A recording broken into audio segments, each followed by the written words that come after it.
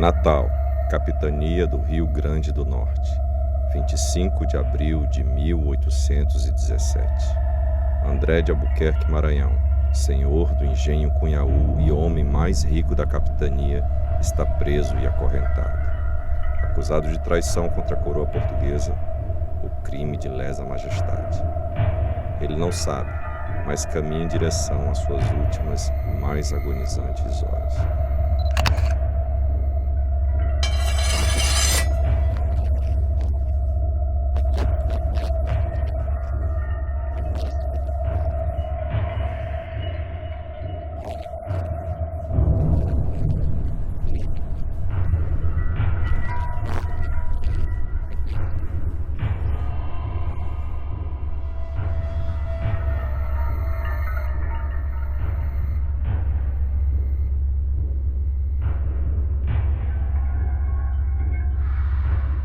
André de Albuquerque Maranhão é uma das figuras mais interessantes da história do Rio Grande do Norte pela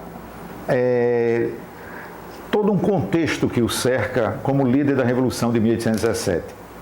André de Albuquerque Maranhão, de uma família tradicional e ilustre da capitania do Rio Grande, haja vista descender de Jerônimo de Albuquerque, um dos colonizadores iniciais, o provável fundador de Natal, segundo muitas discussões, era o senhor de Cunhaú. Aqui ficava a sede do engenho Cunhaú e onde André de Albuquerque morava. Vastas extensões de terra, enormes plantações de cana para a fabricação de açúcar, muito gado e escravos.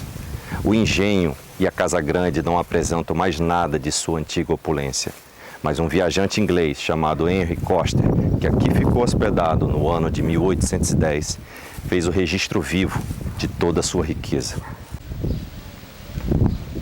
Em seu livro Viagens ao Nordeste do Brasil, o viajante inglês Henry Coster descreve com riqueza de detalhes sua estadia no engenho de André de Albuquerque. Encontrei na sala de jantar uma comprida mesa inteiramente coberta de pratos incontáveis, suficiente para 20 pessoas. Sentamo-nos o coronel, seu capelão, outra pessoa e eu. Quando eu havia saboreado bastante para estar perfeitamente saciado, surpreendeu-me a vinda de outro serviço igualmente profuso de galinhas, pastéis. E ainda apareceu um terceiro, tendo pelo menos 10 espécies diferentes de doce. Pode-se perguntar qual o interesse de André de Albuquerque Maranhão na Revolução de 1817. O que ele ganharia com isso? No meu entender, o interesse maior é político. Economicamente, ele vivia muito bem, era o cara mais rico da capitania. Ora, proclamada a República, André de Albuquerque Maranhão, como o cara mais rico, como o cara mais poderoso e mais influente, ele estaria à frente do governo pelas formas republicanas de se ascender ao poder, e não pela forma monárquica, que era através dos favores e dos beneplácitos dos reis de Portugal, ou quando se proclamou a independência do imperador. Então ele, como um cara rico, claro que ele iria querer a república, porque ele teria todo o meio de se chegar ao máximo do poder. Ao assumir o governo da província do Rio Grande do Norte, o coronel André de Albuquerque Maranhão mandou emissários a Extremóis para derrubar do frontão da Casa de Câmara e Cadeia o brasão imperial, derrubou o Pelourinho, que era de frente à Casa de Câmara e Cadeia, e foi pessoalmente na hoje Memorial Câmara Cascudo, que era a fazenda estadual, o tesouro, e pagou tudo o que devia com relação aos impostos do seu engenho Cunhaú. E há toda uma cena que Cascudo descreve que quando invadiram a sala dele, mandaram que ele ficasse em pé e desse 3 vivas ao rei, né? Que era o sinal da rendição. E ele se nega a isso. Dê vivas ao rei, traidor! Eu sou o senhor de Cunhaú, eu me recuso! Pois você está preso em nome de sua majestade. Foi aqui, onde antes existia o Real Erário da Capitania, o quartel dos revolucionários e sede do governo republicano. Neste prédio surgiram 2 personagens que selaram o destino do líder da Revolução. Um tenente contra-revolucionário e sua espada. Era o começo do fim para André de Albuquerque Maranhão. Ele recebeu uma comitiva de pessoas, de amigos dele, do primo dele, o Antônio Germano de Albuquerque Maranhão, do coronel Leite Pinho, e que pediram uma audiência a ele. Então ele recebeu sentado na mesa, onde ele despachava, e ao conversarem sobre a possibilidade da República não vingar e de haver uma contra-revolução, vindo da sede do Império, que era no Rio de Janeiro, um deles puxou uma espada e por baixo da mesa feriu a altura da virilha direita, traspassou ele e puxou a espada, que saiu as vísceras, saiu o intestino, saiu pelo orifício do corte. E dali foi levado para o forte, foi jogado nesse quarto escuro que era a cadeia, que tinha um buraco no piso, e era jogado lá dentro, a água subia, e ele ferido, passou mal de noite, teve febre, sangrando muito.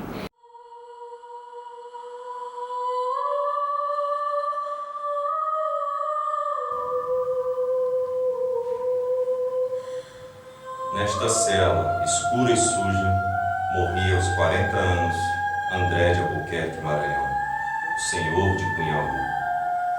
Ao amanhecer, estava a confusão. André de Albuquerque Maranhão, o cara mais rico da capitania, senhor de engenho de Cunhaú, descendente dos Albuquerque Maranhão, preso, morto numa prisão do Forte dos Reis Magos. E o que complicava é que o crime dele era o crime de lesa majestade. E pela legislação da época, esse tipo de crime não podia ter a sepultura cristã. Ora, os Albuquerque Maranhão sempre foram sepultados, como se dizia na época, em solo sagrado, nas igrejas. E ele não podia ser sepultado na igreja. Foi porque ele foi rejeitado. O cadáver dele não foi aceito em nenhuma instituição. Era expurgado. Ora, lutar contra o Império... Ninguém sabe por que fizeram um acordo com o padre e o corpo dele é trazido do forte para a catedral, para a matriz Nossa Senhora da Apresentação, que hoje a gente chama de Antiga Catedral. Dizem que com uma condição. O padre aceita o sepultamento com uma condição, é que não podia ter lápide, não podia ter nada escrito, seria simplesmente sepultado. E aí ele é sepultado do lado esquerdo de quem entra na igreja, né? Do lado direito da igreja, naquelas imediações próximo ao que hoje é o altar do Santíssimo Sacramento. A igreja sofreu inúmeras reformas, principalmente uma grande reforma na segunda metade do século XIX, e aí se perdeu a ideia do local onde ele tinha sido sepultado. Nos meados da década de 1990, a igreja passa por um processo de restauração e também de pesquisa arqueológica, né, que teve como um dos seus responsáveis o professor e arqueólogo Paulo Tadeu. E aí é feita uma escavação com autorização, claro, da igreja, e é encontrado os restos de André de Albuquerque. O corpo dele foi colocado, ele com o rosto virado para o seu lado direito, a boca aberta, o braço esquerdo dobrado para as costas, o direito estava ao longo do corpo e a perna direita, sinal de que ele sofreu um ferimento na virilha, estava fletida, ela estava dobrada.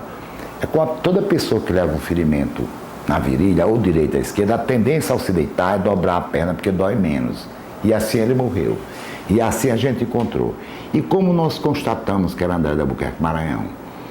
Porque o pessoal do patrimônio histórico coletou barro, areia do entorno das mãos, que tinha umas coisas escuras como se fosse óxido de ferro, e dos pés, e mandou para a análise da Companhia de Desenvolvimento de Recursos Minerais, e a análise geológica disse que era ferro.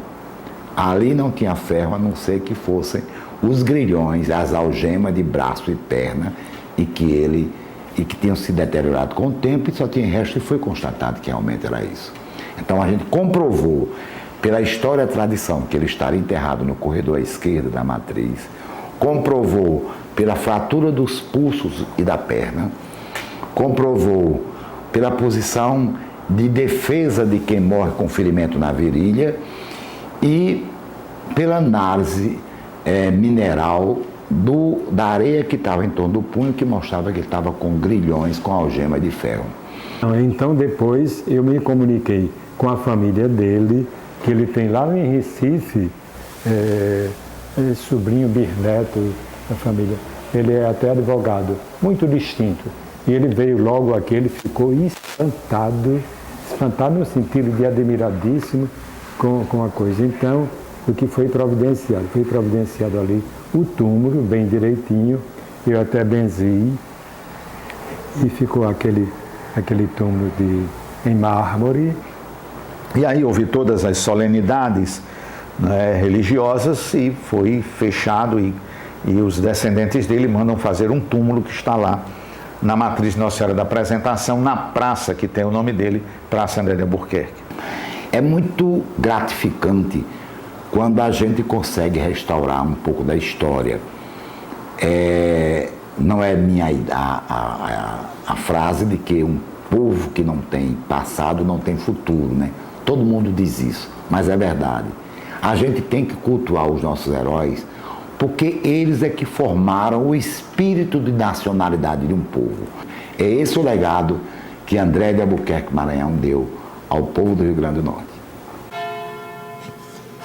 In expectatione resurrectionis mortuorum, André de Albuquerque Maranhão, senhor hereditário da Casa de Cunhaú, fidalgo cavaleiro da Casa Real, cavaleiro da Ordem de Cristo, coronel comandante do Regimento de Cavalaria Miliciana da Divisão Sul do Rio Grande do Norte. Era filho de André de Albuquerque Maranhão e de Dona Antônia Josefa do Espírito Santo Ribeiro. De coração bondoso e caráter íntegro, conduziu sua vida sempre com honra. Quando do movimento de 1817, assumiu a chefia do governo do Rio Grande do Norte, instalado em Natal, a 29 de março. Como chefe do governo, portou-se com exemplar correção e, sob sua autoridade, não se derramou uma só gota de sangue. A 25 de abril de 1817, ocorreu uma rebelião, sendo ele traiçoeiramente ferido à espada e conduzido para a Fortaleza dos Reis Magos, onde faleceu de 25 para 26 de abril de 1817, tendo sido sepultado nessa igreja de Nossa Senhora da Apresentação. Requiescat em paz.